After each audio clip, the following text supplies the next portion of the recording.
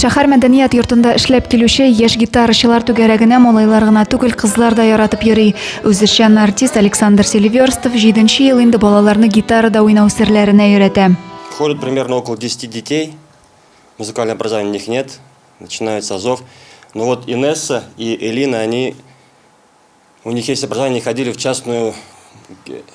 частные уроки по гитаре, да? Там они азы научились. Роберт вот здесь начал с азов. Около 10 детей, все жители микрорайона Мирный. Укучылар мәктәптәге дәресләрдән соң атнасына 2 тапкыр яраткан түгәрәкләренә дип мәдәният йортына киләләр. Бабуля мне подарила гитару на день рождения, и мне очень хотелось играть на гитаре, потому что нравились мелодии всякие. Елена Сардаева гитараның бер төрі саналган укулеле дигән уен коралында уйнарга ярата.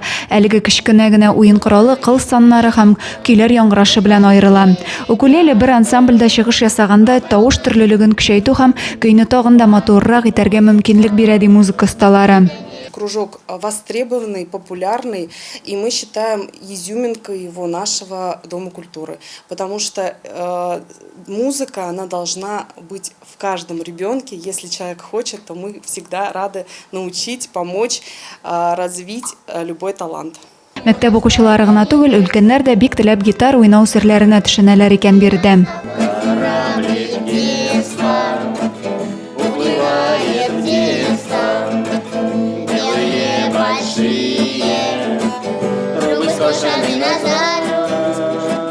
Дайте наглядеться, на прощание наглядеться, дайте мне нас.